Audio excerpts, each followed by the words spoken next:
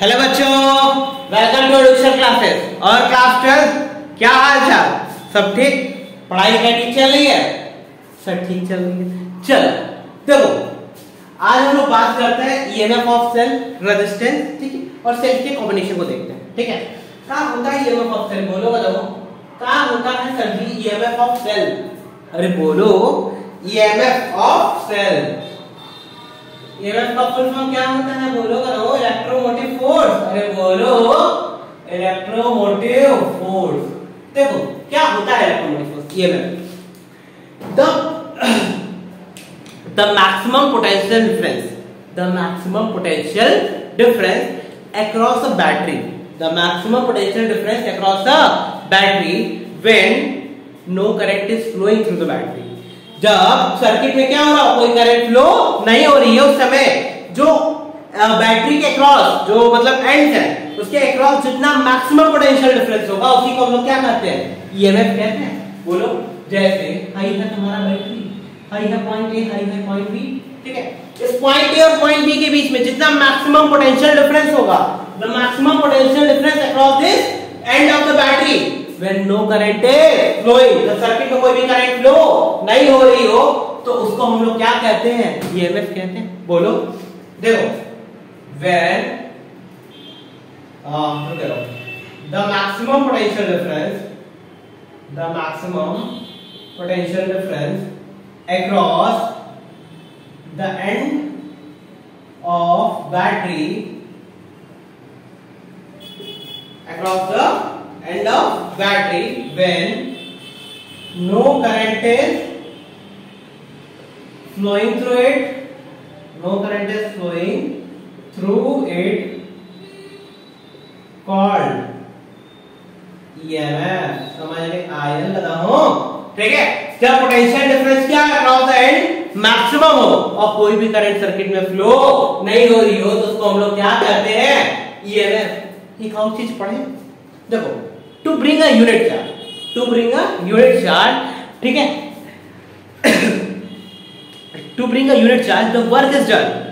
और जब सर्किट में करंट फ्लो ना हो रही हो, सर्किट में कोई करंट फ्लो हो नहीं रही है, ठीक है, और यूनिट चार्ज को लेके आ रहे हो, तो वर्क करोगे ना, तो उस समय जो पोटेंशियल डिफरेंस होगा वही क्या होगा? ईएमएफ होगा। ठीक है, E इक्वल क्या होगा? W/Q। अरे यूनिट चार्ज को लेके आ रहे हो, तो उसमें वर्क डन करोगे ना, फील्ड के अंदर लेके आ रहे हो, अगेंस्ट इलेक्ट्रिक फील्ड लेके आते हो ना, करो खींच के अगेंस्ट इलेक्ट्रिक फील्ड लेके आ रहे हो, वर्क डन करोगे, लेकिन उसमें कोई भी करंट फ्लो नहीं हो रही है, उस समय जो वर्क डन होगा वही क्या होगा? ईएमएफ। अरे सबसे ज्यादा पोटेंशियल डिफरेंस में होगा ना, क्योंकि कोई भी करंट फ्लो नहीं हो रही है। So the maximum potential difference when no any current is flowing through it, ठीक है, across the end of battery, that is called EMF. EMF E equal to क्या होता है? W/Q। ठीक है, यूनिट क्या होगी? अरे दोनों वोल्टेज के बराबर पोटेंशियल डिफरेंस ही है ना, तो क्या होगा? वोल्ट होगा। बोलो, होगा ना? चलो अब इसी के साथ बात कर लेते हैं का इंटरनल रेजिस्टेंस। इंटरनल रेजिस्टेंस क्या होता है? इंटरनल रेजिस्टेंस सर जी, देखो, इंटरनल रेजिस्टेंस, पहले रेजिस्टेंस बताओ। To produce obstacle in the path of flow of current, current के पाथ में जो हम करंट फ्लो हो रही है, उसके पाथ में जो ऑब्स्टेकल प्रोड्यूस होता है, उसको हम क्या कहते हैं? करंट। अब यहाँ कौन है? इंटरनल। अरे अंदरमा वाला, the internal components of a battery और अ सेल। किसी भी बैटरी और सेल के जो इंटरनल कंपोनेंट्स होंगे वही क्या होंगे आपके लिए? इंटरनल रेजिस्टेंस होंगे। कौन होता है गधों बैटरी में? कौन होता है बैटरी? इलेक्ट्रोलाइट्स होते हैं ना, वो इलेक्ट्रोलाइट्स ही आपस में क्या काम करते हैं? रेजिस्टेंस का काम करते हैं। अरे कोलिजन करेंगे ना, नेगेटिव वाला भाग रहा होगा, पॉजिटिव वाला टकराएगा, टकराएगा तो अपनी एनर्जी लॉस करेगा। अरे गधा लॉस करेगा ना, तो वही क्या हो गया? रेजिस्टेंस हुआ, होगा ना। तो इंटरनल रेजिस्टेंस क्या होता है? To produce obstacle in the path of flow of current, resistance होता है। अब इंटरनल कौन होगा? बैटरी के अंदर में the internal components of the battery. Internal component कौन कौन है? इलेक्ट्रोलाइट्स होते हैं ना, जो इलेक्ट्रोलाइट्स प्रेजेंट है वो सब के सब क्या होंगे? इंटरनल कंपोनेंट्स है। वो सब क्या करते हैं? टकराकर अपनी एनर्जी को क्या करते हैं? लॉस करते हैं। That is called internal resistance. तो देखो, द इंटरनल कंपोनेंट्स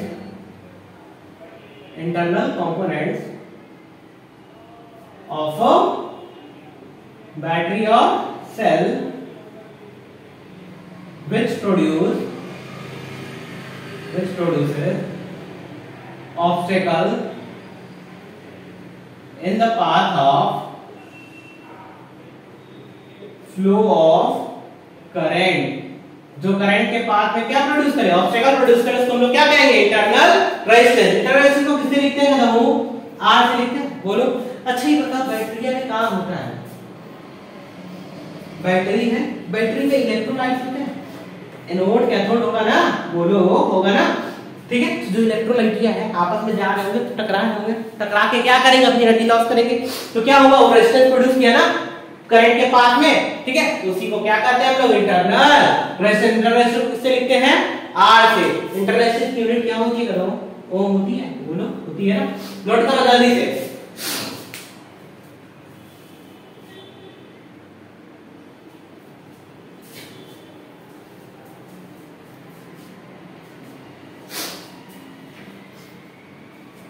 चलो अब थोड़ा सा हम लोग पढ़ते हैं combination of cell. Combination of cell, अरे बोलो हो, पढ़ाई भाई हो रही है कि नहीं, नहीं हो रही है सर, काहे नहीं हो रही है, करो बोलो।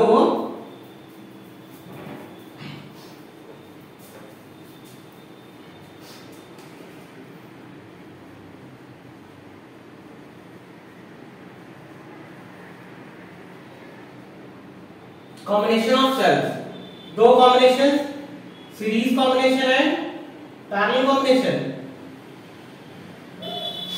सीरीज कॉम्बिनेशन है, पैरेलल कॉम्बिनेशन। सीरीज कॉम्बिनेशन में क्या था, बोलो, मान लो हरी है वो सेम, ई का इंटरनल रेजिस्टेंस R1, दूसरे का E1 और E2, ई का इंटरनल रेजिस्टेंस R2, ठीक है, कनेक्ट हुआ, बोलो बोलो कनेक्ट हुआ, ठीक है,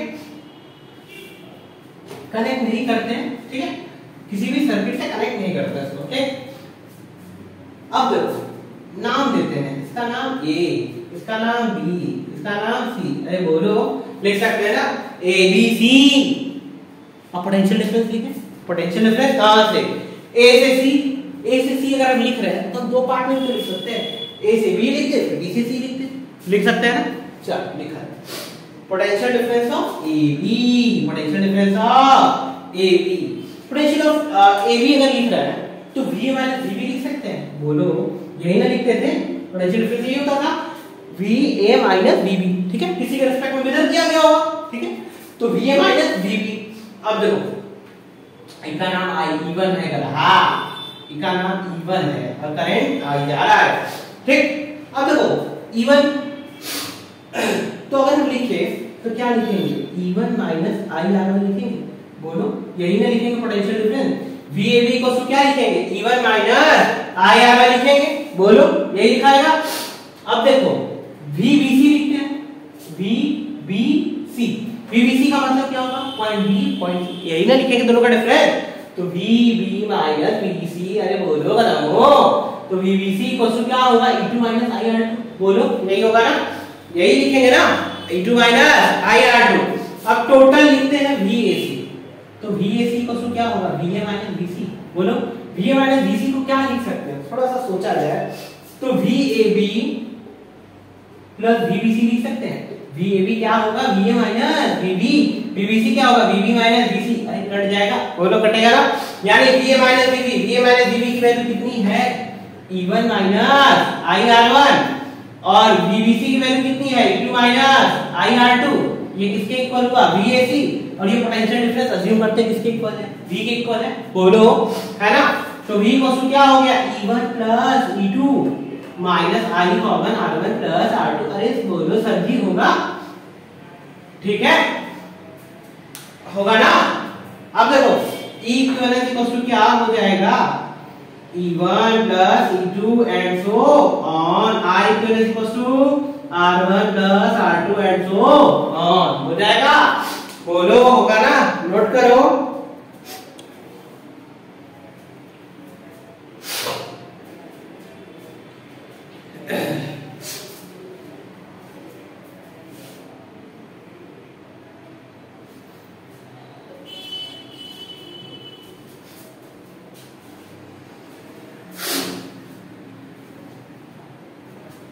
चलो अब पैरेलल कॉम्बिनेशन करते हैं सेल्स का।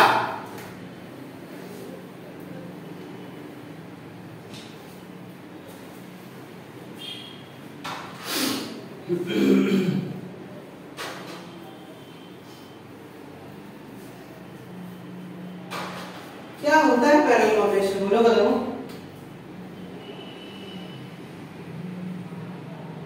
देखा इंटरनल रेजिस्टेंस नहीं बना हो गया है। E1 R1 E2 R2 बोलो बताओ। करंट डिवाइड हुआ होगा, बोलो करंट डिवाइड हुआ होगा ना, स्प्लिट हुआ होगा, ठीक। I1 I2 I equals to I1 plus I2 लिख सकते हैं, बोलो लिख सकते हैं ना। I equals to I1 plus I2 बोलो सभी लिख सकते हैं ना। अब देखो पोटेंशियल डिफरेंस तो दोनों के लिए सेम रहा होगा, पोटेंशियल डिफरेंस सेम रहा होगा ना। अगर इस पॉइंट को A दे इस पॉइंट को B दे बोलो तो VAB अगर हम लिखे VAB equals to V, okay, चाहे ऊपर वाले के लिए चाहे नीचे वाले के लिए, ये तो सेम होगा। VAB equals to V equals to E1 minus I R1 बोलो लिखेंगे कि नहीं, बोलो बताओ। तो V equals to E1 minus I1 R1 लिखेंगे ना। चलो अब देखो अगर VAB, अब ये वाला भी तो एंड सेम है ना, अरे वही के क्रॉस लगाया ना करो, जब उसी के क्रॉस लगाया पोटेंशियल डिफरेंस सेम होगा ना, तो मान लेते हैं V equals to E2 minus I2 R2, अरे बोलो बताओ लिखेंगे ना। अब देखो हमको I equals to I1 plus I2 पहला इक्वेशन मिला है, इसमें I1 I2 की वैल्यू हमको चाहिए, रखा जाए, चलो निकाला जाए। तो अगर हम इक्वेशन 2 इक्वेशन 3 का यूज करें तो V equals to E1 minus I1 R1, तो I1 इक्वल्स टू क्या होगा E1 minus V by R1, I2 की वैल्यू क्या होगी E2 minus V by R2, बोलो होगी कि नहीं, बोलो बताओ होगा ना। ये क्या मिल गया इक्वेशन नंबर 4 मिल गया, बोलो मिला ना। इक्वेशन 1 में पुट कर दिया जाए, पुटिंग इन 1 तो काम मिलेगा करो I equals to E1 minus V by R1 plus E2 minus V by R2 मिलेगा, बोलो मिलेगा ना। तो I equals to E1 by R1 minus V by R1 plus E2 by R2 minus V by R2, तो I equals to E1 by R1 plus E2 by R2 and so on, plus चलेगा minus V common 1 by R1 plus 1 by R2 and so on, बोलो बोलो होगा ना। तो देखो